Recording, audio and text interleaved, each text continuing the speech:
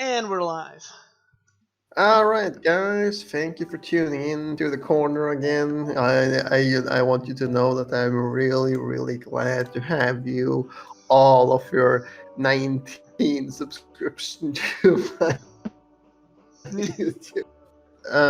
Hey, We have 19 is 19, yo. That's gonna spiral soon. let's keep hoping that. When I made my account, the first 2 years or something, my subscriber number was at 100 or like 50 or 100, and then within like 1 or 2 years after that, then it just went up to 400 and 500, and now I have 700. So yeah, it slowly accumulates. I ask you about that because you have 700 something subscribers on YouTube, right? Yeah. Why did you never pursue a path becoming a YouTube creator? Well, I am still on it.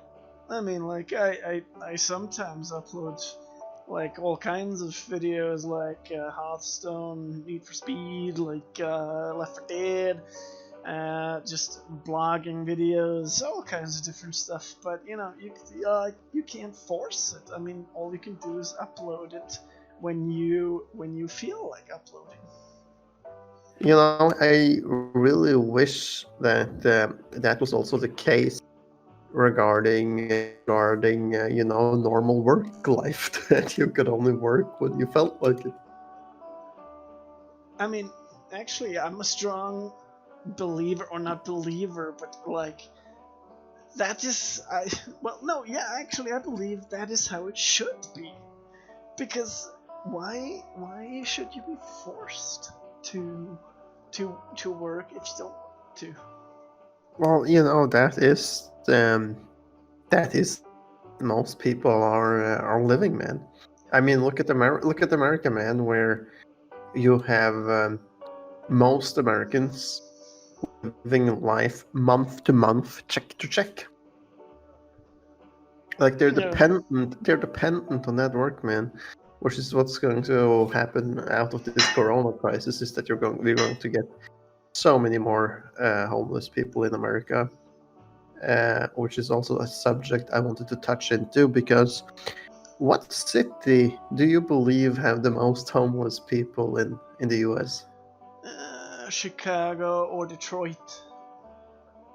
Right? Like I I would have thought it was LA, you know, because of Skid Row. If you pull up images of Skid Row on Google, where you have I don't know, tens of thousands of people living in tents on Skid Row in Los Angeles, absolutely crazy and shit, right? Yeah, but the thing is, like, LA still has a lot of business in it, so, which means that there's also a lot of space for people, and also it's like on the west coast, so it's in the sunny place where you know it just automatically becomes a more wealthy place because of that. But Detroit, a place like Detroit, which is in the middle of the U.S., what's good about that? Not really anything. That's just a metropolis that has just been gathering people, just been gathering overpopulation, and thus it has become a center, a mecca for the unemployed and the homeless. It's really close to Canada. Yeah, but the you point can. is, it has no coast or anything. There's no water around it. Well, they have a they have a lake. They have two lakes. Yeah, okay. Like St. Clair. But how? And then how big, a little north of that, they have Lake Huron, which is freaking huge. And in any of these lakes, they are like minutes away from crossing into Canada if they want to take like a day tour in there, whatever. So it's actually really central to Toronto in Canada. Yeah, but they got no sun. They got they it's probably cold as fuck up there, and yeah, I don't know. I mean, there must be some reasons Detroit. for it being a quite bad city.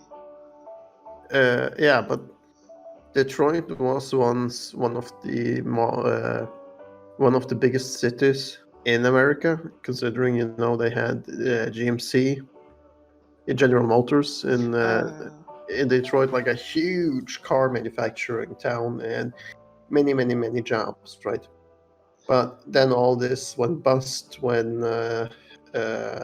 these, like, didn't GMC go bankrupt? I think they went bankrupt, and other car manufacturers in Detroit decided to, move their factories out of Detroit, creating this whole, which was like, the beginning of this crisis that spun out in Detroit. And that's why you, if you have like a few $1,000s, and I'm literal there, man, a few $1,000s, you can go to Detroit and you can buy a freaking house with working utilities. Wow, yeah, that's insane. That the city has just fallen that hard.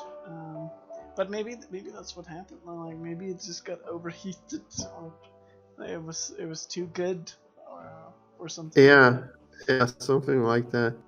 So yeah, that's what happened. And they also have these $1 homes, or practically free homes, or $1 homes. But you don't be fooled by those, because if you proceed with like buying a $1 home in Detroit. You need to say that again. You're falling out completely. Okay, am I still falling out? No, now you're back. Okay. These $1 homes, they are still taxed at the appraisal value of the city. So a $1 home can still have an appraisal value by Detroit City of like $400,000, and then you pay, and then your property taxes is out of that value and not the dollar that you paid for it. Well, what's appraisal? What's the appraisal value? Appraisal is like what the city has valued the property to be worth, but not what you buy it for. Yeah. And it's what the property is valued to by the city that you're taxed by. So even though you buy a property for $1, you will still be taxed like it's worth $400,000, and then you're in the drain, man, because you're not going to get rid of that house. Yeah. All right, man. But we can. This wasn't what we were talking about. Because what we were starting to record earlier, but then you somehow got cut off or something, was Red Dead Redemption, and right.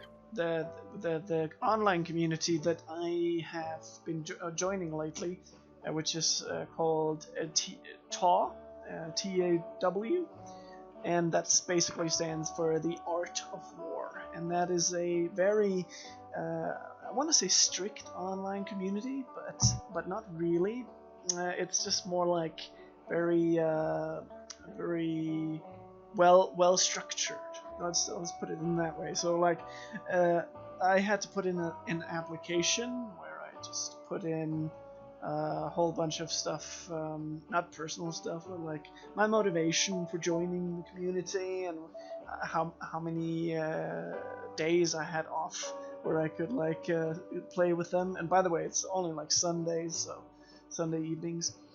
And after that, I was routed to what was called a boot camp in TeamSpeak, where I was guided through 1 hour of by what was called a drill instructor in TeamSpeak, who was setting me up there and who was guiding me through all the rules and regulations of how to play Red Dead Redemption online with these people.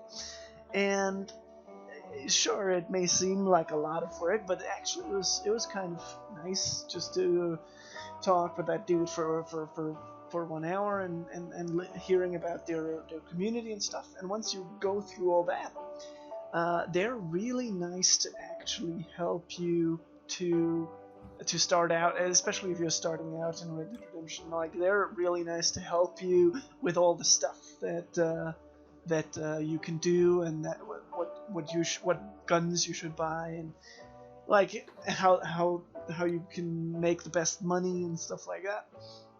So that has been a really good start. And also they have like a lot of missions where they do moonshine and trading missions where we went for a couple of runs today where we earned like $900 for 3 runs. So, and that was in like 1 hour.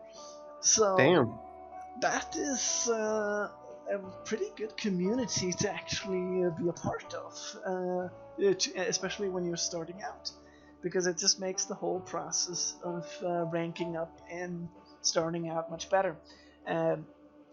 So yeah, of course I'm advertising for TA now, but of course, like there's also, it doesn't matter what other gaming community you join as long as you just join something. Like, because playing, at least I feel like this, playing in a community is much better than just riding through the world alone and then just encountering some random player who is like not communicative and is just standing there, and you're asking them through the online chat, hey, wanna ride to Valentine and get a beer or whiskey and discuss some business, what we can do, and the dude is just standing there and saying nothing, and then it's basically a stare down, and then he starts shooting at you because he's brain dead. Yeah. That's how it is. That's how it has always been, and also in GTA, players who can't communicate, they just start shooting you. But and now comes the good part. When I came into the gaming community, and Troy, can I please stop you, and can you go into TeamSpeak in the Gold channel and cut this out later? Oh yeah, okay. You want me to do that now? Yeah, just do that now, because I think like it's better that they won't cut out so much in there. Yeah, but like I just wanted to finish the best part, because like this same thing happened after I had joined Tor, and then I joined together with these guys and was invited to one of these guys' posse, and we were like seven. No, not 7. We were 5. No, 4. 4. Yeah, we were 4 guys, and we were riding along, and then comes one of these idiots who doesn't communicate, and he started shooting at me. But guess what happened? Well, your posse came to your aid, and you iced that guy. Fucking ice cold at that motherfucker. And that's the benefit of being in a posse with people that can actually communicate with you. Is that they got your back. They got your back. Yeah, so I can definitely see the appeal, with like getting into a community and Red Dead Redemption. I actually tried for a while on Reddit. Yeah. Trying to find passes and stuff. I couldn't find any. So how did you come across your posse? Did you meet them online in the game? No. I actually went to something much better than the game. I went to Google and just simply typed in Red Dead Online forum or community or something like that, and then I came across like this forum where there was a lot of people posting like missions and stuff. And there was a post from one of the members from TA who had written that they were available to do missions, not missions, but like trading and stuff. And then I just went to that site and signed up, and it was good. So, what's your impression of the online aspect of the game so far? Well, I will definitely say that it is preferable to people who play it with like people they know. You can't. It's not for. But this is the same with GTA. It's not for people who play it alone and just play with random people. That is. That is not that. At least it is not as enjoyable. It is not as enjoyable as it is playing with people that you know. That is true. That is true. But yeah, like the people that I played with got tired of the game pretty damn quick, and you know who I'm talking about. Yeah. we won't be mentioning his name because I remember. We won't mention names, but Nah, fuck it. We're gonna mention the name now.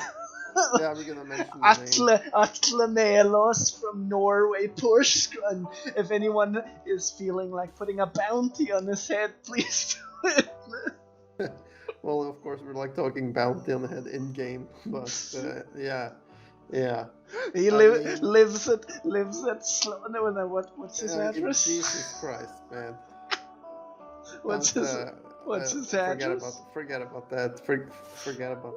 But still, man, this guy is like totally on 100% of this game. Like, yeah. I'm gonna play. We're gonna do trade missions. We're gonna do moonshine missions. And then after a month, it's like, oh, screw that. I'm only in the game now to beat up level ones in the saloons, or to shoot them, or kill them, or drag them after me with a lasso. Now that's getting boring. So I'm going to stalk the two of you guys into the game and then kill you. Yeah, and this was like one of the first times that I was online in the game, so I was just joining you in the Moonshine Shack and standing outside of the door, and then suddenly some huge guy dressed in a black coat joins and tackles me to the ground, and I'm like, what the fuck? What's happening here? And he was like just beating, and I was trying to voice chat with him. I was trying to voice communicate with him and tell him, why are you doing this? Oh, my potatoes already. I'll be doing that. No, so I was trying to just tell him by voice chat, and he was just keeping on like beating me, because he's a monkey. But you can get your potatoes. Yeah, you can just make up a story of some, or I don't know. Do you want to talk, or should I cut it? I'll just keep talking for a little bit until you get back. Then we'll get back to the subject. All right. So, what I was mentioning earlier was that the most populated town in the U.S. with homeless people is actually New York, that has over 50,000 homeless people in it. Thinking that this is going to be more after this virus crisis is over, since everybody's getting laid off due to this damn virus, and nobody's able to, or a bunch of people are not allowed to work, and we're seeing massive protests against this. What's going to happen there if it's going to come more homeless people? And this is a problem that I especially direct at the United States of America, since they don't have any sort of universal health care and a very, very, very little sum of money for unemployment people, making it so that most Americans, like I mentioned earlier, lives month to month. I don't understand why this is a system that they choose to worship for everything that they are holding precious. Because sure, like, we pay a little more taxes there in Europe than in America, but we still have this enormous safety nets that is there to fetch us we are ever in this situation of like getting unemployed, so that we don't have to sleep on the street, right? Like if I'm unemployed or if I'm fired from my job, I still get unemployment check that is very, very similar to the salary that I'm making at work. So I have that net to catch me, right? And an American don't have that safety net. So to me, it is astonishing that, like, that they chooses to have this safety net, right? Like, I can understand to some extent that you create a bigger pressure by not having it, and pressure kind of creates diamonds. And in this aspect or metaphor, then I'm then of course referring to that America has more successful startups of companies than any other country in the world, and this is probably one of the reasons for that. But still, I still think it's a high price to pay to not be secured in any amount of to be secured in any way. So, which then comes back to that if you want to be secured in the US, you need to have a savings that you have created yourself. You need to have created a portfolio of savings that is so big that you're not in danger of becoming homeless if you lose your job. And how do you do that in America? I mean, shit, man. Like, yeah, you pay less taxes there, but still, there's a bunch of places in America where the average salary is by far great. I mean, let's just look at Mobile, Alabama, where you have an average salary less than $30,000 a year, right? Now, less than $30,000 a year, and still you have to pay healthcare. You have to have your healthcare insurance. You have to pay for food. You have to pay mortgage on your house. You have to pay down your car if you have a car loan on it. And you have to pay for your damn food. Then what's left, right? Not a lot. So I'm guessing like that's why there is so many people living in poverty in Alabama. And we see this in many, many more states than Alabama, right? We can also take a look at the most expensive city in the U.S., which is New York City, which again, like I mentioned earlier, has the most amount of homeless people, which I don't think is like a total coincidence. Now, this city is so damn expensive that you need to make over 70,000 US dollars a year to live a comfortable life there. I got only like one thing to say, man. Holy shit. Right? Holy shit. That's a lot of that money, man. Which is, and like the 70K isn't taking out of nowhere. It's taken out of the consideration that it is super expensive to buy a home in New York City, especially in Manhattan and parts of Brooklyn. And also that it is a high cost for groceries and takeaway food or for restaurant prices in general. So yeah, like that's a major problem. You get any of that? I don't know if my pal here is back yet. So yeah, I am. So this creates a lot of poverty in New York City, and is now, like, at the point where you have a class divide in NYC, in the way that that now it has become a total town of survival of the fittest, or in 2020 survival of the richest, pushing the poor people or the lower to medium class people out of the city since it's becoming like too expensive to live in the city, right? Pushing them out further to New Jersey, further out, which then creates like a longer commute to get into the city, of course, because of like the massive traffic. And I don't know, man. If you've ever been in New York, you would think that like a major city like that has a functional public transport system. Eh, think again, man. I mean, like I only have like one thing to say about that again, man. It's like, holy shit. Like between Brooklyn and Lower Manhattan, which isn't even that far, you spent 45 damn minutes on the subway card.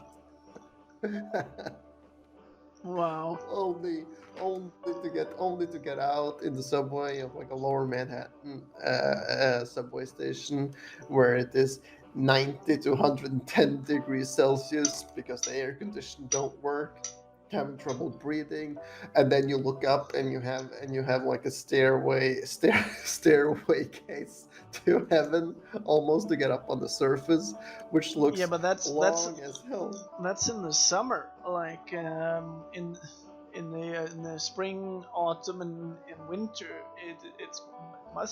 It can't be that warm. Yeah, but like think about it. That this city lays on the longitude and latitude as not latitude, but the same longitude, right? Like in Danish, that is breddegrad, right? Yeah. As Portugal. So Yeah.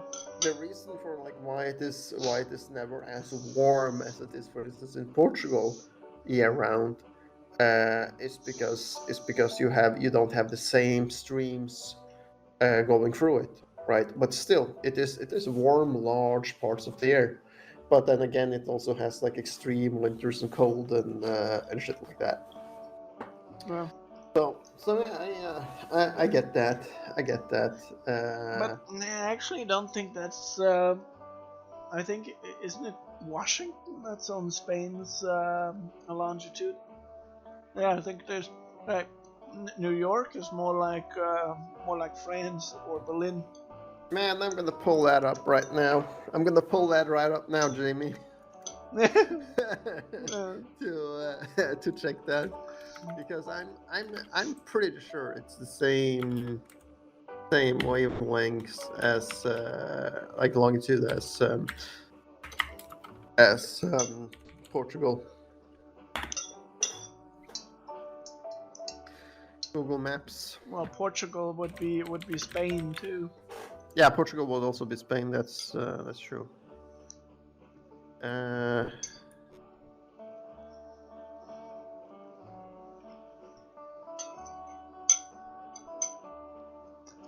No, man, that's the same length as Spain. New York. Wow, then Washington must be like Africa. That is which makes you think of the quote by Teabag from the show Prison Break. Why don't you transfer us to someplace cooler, like Africa? Yeah. Oh man, Teabag. That's a fun show. So yeah, man, I was baffled. I was baffled by that. I would have thought that the public transportation system was better than that. Because have you been to London? Yeah. I would say that London is like equal in size to New York, but their subway system just fucking works. Right? It's quite good. Yeah, like you get in the tube, as they call it over there, and you're from A to B in less than 20 minutes. Yeah. So I'm baffled that they haven't managed to build a functional subway system like London. Well, that is what happens when you got a bunch of angry English people who don't want to pay taxes to the Queen, and they're shipping across the ocean to make their own ship, but they realize that all of them, because all of the people who did what do you call it, immigrate, they were all fighting hungry, angry Americans who only know how to fight, but they don't actually know how to build a society. Well, that's I mean, great. my proof here is the Fifth Amendment. Yeah, the Fifth Amendment of the Fifth Amendment is the amendment that gives you the right to shut the hell up, to say bear anything. arms. The amendment to bear arms is the Second Amendment. Ah, right. Okay. So, but yeah, I get the gist of it. Like regarding that, by the way, I mean we have a country with what 310 million people in it, and still this place holds more than half the entire world's firearms. like what the hell? Also, I think it's the only Western country where who have as little laws against guns as the US. I don't think there are any Western countries who have less strict rules. No, than the US. No, there isn't. I mean, you can get guns in Europe as well, but Yeah. I don't think, especially in Western Europe, I don't think there is any Western Europe country that allows for a private person to go out and buy a fully automatic assault rifle. Nah, right. Don't think so. I think I'm thinking like if Eastern European countries or former Soviet countries, maybe. I'm not sure in Russia. In Russia, it is like kind of like a 50-50 because you have a bunch of places in Russia where the law has very little to say. Yeah. And places where you can come where people are shooting in the air, shooting an AK-47 in the air and coming up to you and saying, don't know if that's the actual price for shooting in the air, and then saying in Russian, AK-47, it works perfect condition, $250. Right. So, but yeah, in Europe, I don't know, because here and also in Europe we have actual gun control laws that works, right? In Scandinavia, if you want to have a pistol, you need to join a gun club, and you will be starting to shoot something very low caliber, like an air gun maybe to begin with, and then they will upgrade you to shoot like a small 22 caliber pistol, right? Yeah.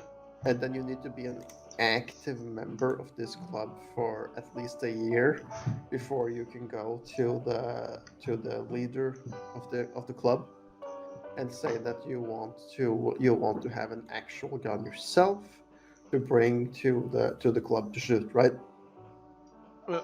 And then he needs to sign off on that. Yeah, this guy is a stand-up guy. He is coming to the club or the range regularly to shoot, and he is safe around firearms. I have personally made sure of it. And then he signs the document for the police where you request a permission to buy a pistol. Where you also then precise, what kind you are buying and for what purpose. Yeah, but actually, I'm not sure that you have to join a gun club, because there are multiple pages like skuttebutikk.dk where a lot of guns are featured for 8,000 and very different prices, which seem to be real guns that you can purchase. Yeah, but still, this is under the condition that you have a valid permit from the police, which they will check before they send it to you, or they will request it from you before they send it to you. So no, you can't get around that. It's a little easier if the purpose for it, and that, let's say that now you're going to buy a rifle instead, or a shotgun. Then it's a little easier because then you're talking a hunting license, right? Yeah, but then you still need to have that, and that will take you, I think, 6 weeks to get. No, it takes 2 weeks. 2 weeks to get. No. Wait a second. I'm pretty sure because my cousins, the cousins forbidden that. No, my cousins, they both have a hunting license, and I think that took them a lot longer than 6 weeks. It might even be 6 months. Let's check that. Yeah, I'm pretty sure that it takes. Okay, it says. Well, maybe you are right. Maybe you're right, but still, that's still a very lack comparing to get a pistol, right? Because here you don't have to go. Here you don't have to go through the whole thing of like being an active member for a year. Well, yeah. Yeah, I can see that it says like it takes a couple of weekends. Don't know how many, and it costs a little less than $1,000 to get, around $800 to get. Yeah, it is quite expensive, and does take a while. So. Yeah. But yeah, definitely. It doesn't matter how you want to get it. Definitely not as easy as getting it in the US. That's for sure. No, but yeah. I'm okay with that, because it shows you that you have like an actual purpose of getting it. Yeah. Instead of. But I mean, like that was also my point from earlier. I mean that proves how ingrained it is in the American spirit that they are like they're rebels, all the way from the beginning, all the way from when they immigrated from England. They were always the ones who were seen as outlaws, actually, in the eyes of the British, of the English, and so I think that kind of spirit has been written into the Constitution and lives on there now. I mean, this is for sure a country that is born in blood. Yeah. And which the game like Red Dead Redemption proves very, very well. I mean, it literally has it in the title, Red Dead Redemption. Yep. And like now I haven't played the game finished, but what the game does in matter of its story is that it shows how this gang, how these outlaws slowly redeem themselves by actually getting killed, by actually by the fact that the gang doesn't exist anymore shows how society has prevailed after all, even though it took so long time of being outlaws. Yep. But I believe, as you said, it is still in their blood. It is still in their roots that they're just more. I mean, that's probably also why they're so much more, enthusiastic than we are, and like more emotional. And also, a thing that I wanted to point out there is that if you look on the map, you see the borders from America to Canada, especially on the eastern side, from Michigan to New York and stuff, like how uneven it is. Because they were fighting, it was like so much infighting between those territories, between the Canadians and the Americans. Yeah. and also, like, let's back up a little bit here. America started off Oh yeah. as the 13 original colonies, right? But that wasn't enough. No, of course not. More west, please. That wasn't enough. We're going to have more. And what's even more messed up? What's even more messed up about this is that the Midwest belonged to the French. Because that was a kind of like their payment for having helped these rebels or colonists or whatever you want to call them during the war for independence, right? And what the hell did these people do after they had won? They fucking stabbed them in the back and be like, "Nah, we're gonna take these territories back from you because we don't feel like that you should have them."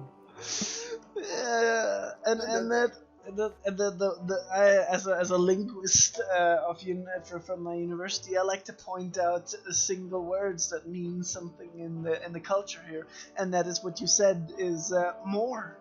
More is ingrained so deeply in the American spirit that you see that today as well in the capitalism and in the very individualistic culture where you have business owners who, what do they want? They want more. It's one in one word. It's really that simple. They always want more. And then you have Louisiana, which was also French, but that wasn't lost by bloodshed. That was actually bought by Napoleon because he needed to fund his war chest. The Louisiana Purchase. The Louisiana Purchase, as it is so famously called. And the same with Alaska. That wasn't to fund the war chest, but that was sold by the Russians to America for a small symbolic sum. But that was actually a dumb fucking part on the Russian side. I mean, look at Alaska. It's like almost the size of the states alone. I mean, the other states alone. Yeah, not only that, but imagine the resources that have gone lost from the Russians from that regarding like how much freaking oil and gold there is in that state. I mean, that's probably one of the reasons why it's the U.S. today who's the buff up country on Earth and not Russia. Yeah. Because the U.S. is. Isn't it? Like the U.S. is the leading economic factor in the world. Yeah, they stand for 24% of the global GDP. Yeah. Yeah, and a lot of that I think is because of Alaska too. I think so too, because of all the oil and gold that has been up there, and gas or whatever it is that they are mining. And the other and one of the other halves, of course, is, or at least one of the other parts is the war greedy presidents who have invaded certain countries in the Middle East. Not going to say any names, but of course, but let's back up a little bit. I wanted to talk about this then. And then back in the day, after having stabbed the French in the back, right? They freaking stabbed the Spanish in the back because they say, "Yeah, we now also want Florida." And then after getting Florida, they keep pushing to get Texas, because Texas was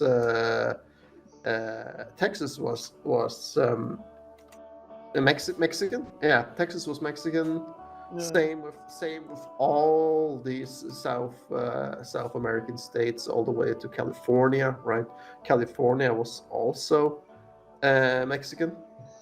Can you just keep talking? By the way, and if you don't know what to talk about, maybe you know how Canada actually, who actually owned Canada back in the 19th century. Like, maybe you can just talk about that while I get my green beans. Well, Canada was owned by was British.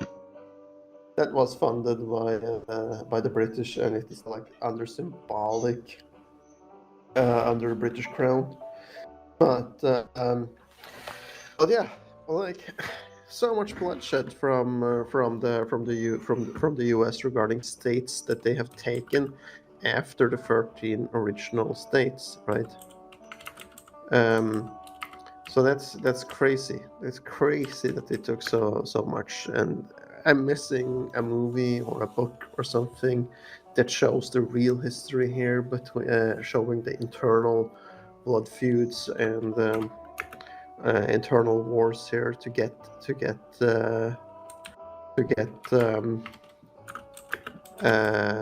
more property and all the stuff that happened here. So that's absolutely crazy.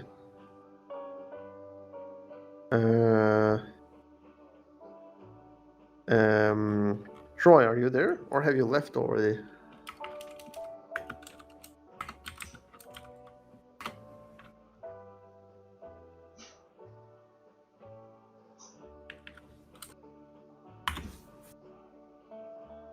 Yeah.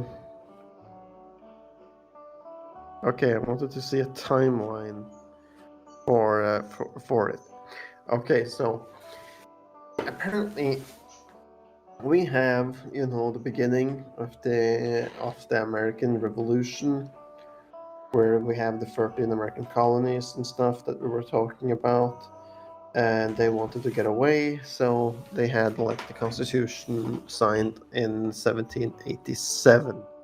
That was the Constitution to ratify the first state, that was Delaware, which is also, by the way, America's smallest state.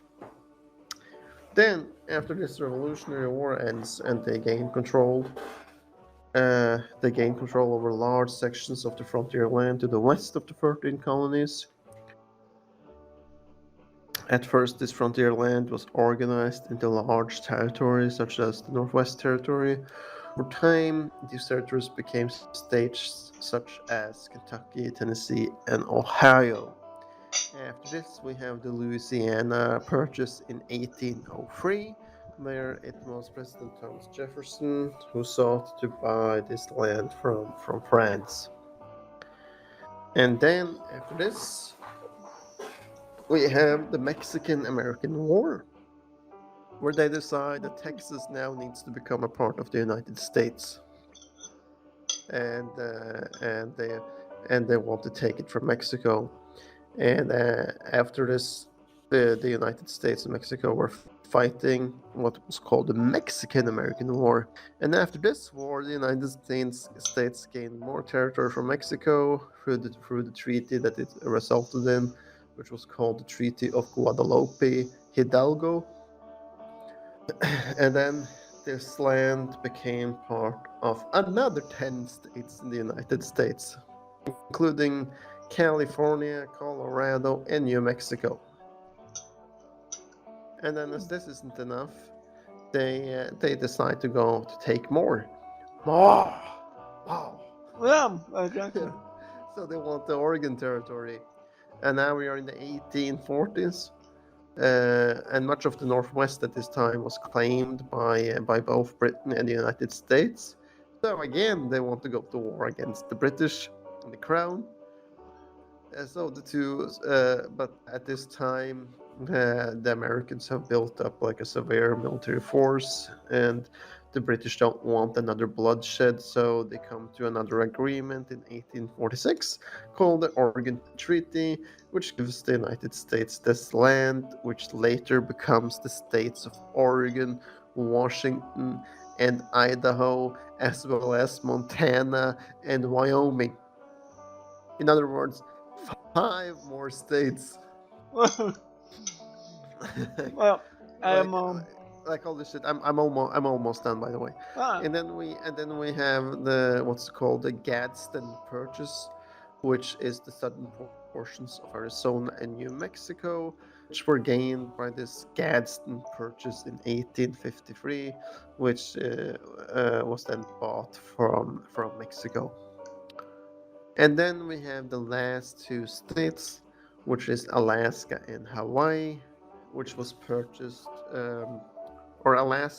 Alaska was purchased from Russia for $7.2 million, which is a ridiculous low amount of money considering that this place consists of what, 2 million square kilometers. That's some cheap land. And Hawaii agreed to join the United States as the 50th state in 1959. So, yeah. No, I didn't know that actually, but yeah. I'm a little sorry that I missed the beginning, but I can just go back and re-listen to it because I'm sure that was interesting. So, thanks for the history lesson. To see this, I mean, here's a picture that I'm gonna send you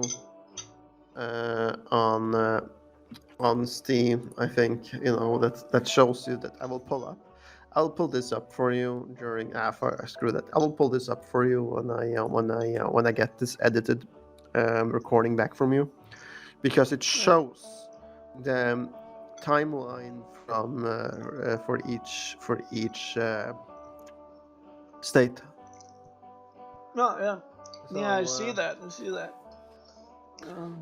So that's pretty damn crazy. Like how they built this massive country. Yeah. They and not just built it, but built it on what can only be described as a rage, or as a rage-fueled focus. Yeah, and I mean, like, there's a reason why these last states, whoever owned it before, was so quick to just agree on selling it, because, well, they kind of knew what would happen if they said no. Yeah. Then it would be like, how dare you say no to us? You don't say no to us. And then the next day they have an army on the door and screaming for blood and land.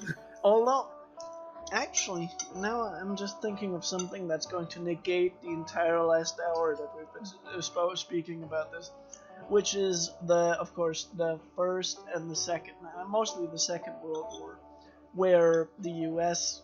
did not turn out as blood-hungry, bloodthirsty war veterans, but actually used their influence in a different way, namely what's called as cultural imperialism.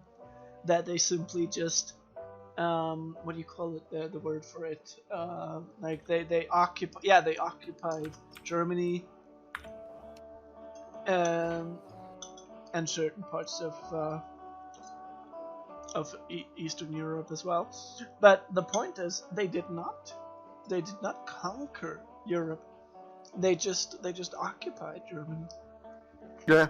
And thereby slowly getting the American values into Europe as we know it today. Like all of our societies here in Europe are now modeled after America, which is because they didn't destroy us, they just influenced us. So that actually shows that they have been able to change their strategy, which is interesting. But okay, I want to correct something I said earlier with that, that they stabbed the French in the back, because it doesn't look like they stabbed them in the back. It looks like these states were part of the Louisiana Purchase. Like, I've always just thought that the Louisiana Purchase just referred to Louisiana, right? Oh yeah. But it ain't just Louisiana. The Louisiana Purchase was over 828,000 square miles of land, including Arkansas, Iowa, Missouri, Kansas, Oklahoma, Nebraska, Minnesota, Louisiana, New Mexico, South Dakota, Wyoming, Montana, and Colorado. No. And then Canada was given Alberta and Saskatchewan. Pretty damn crazy, though. Still, country built on bargaining power and blood. But yeah, I think that seems to be it that I actually have now. And so was a pretty interesting discussion about the history of America and how it is reflected in the new game Red Dead Redemption as well. As I wrote in a YouTube comment on a video today, I find it interesting how a video game can have the unique ability to actually make us distance ourselves from the past and actually kind of laugh at the subtle racism that still existed back then. But that's a different discussion, of course. But yeah, we're going to have to cut it shortly. But I just want to mention something. Have you played some of the game's story mode? yeah. And About 40% through it. Have you come across, the Pinkertons, the Pinkerton agency? No, not yet. So no spoilers, please. But now you have come across the Pinkerton agency. They're like the men in suits that is like raiding your camps and following you, and the reason why you have to move camp in the first place. Nah, I haven't come across that yet. Anyways, these Pinkertons that is harassing you in game, and part of I don't know, some mercenary army for hire by the government. It's like an early form of the CIA or of the FBI. Yeah, but these guys actually existed, man. Yeah. They were not part of an agency, and they were not part of the government. They were pretty much just a militia group or mercenary group hired by the government, since they didn't have the capacity marshals. Oh, yeah. And it was also the Pinkerton agency that was assigned to the protection detail of President Abraham Lincoln. Yeah. So that is something to think about that. So maybe they had something about letting the guy into the theater with the gun. Yeah, that's definitely food for thought. Yep. Yep. Yep. Well, I'm going to cut it here. I want to say thank you for joining me on the corner again, Trustrup. It's always a pleasure having you here. Yeah, it's a pleasure to discuss some various ideas and stuff. And I want to see you down here pretty soon. Going to get the flag up, going to get another Blue Yeti, and then we're going to make a live damn podcast. And don't forget the Viking helmet. Viking helmet, kind of like a difficult. I will see what I can do, but still, man. All right. We're going to get that done. I got the vintage single malt whiskey from 1989. Damn, that sounds sweet.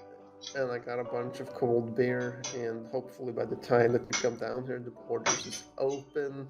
If not, we'll just make the best of it. Yep. All right, man. Thank you for tuning in.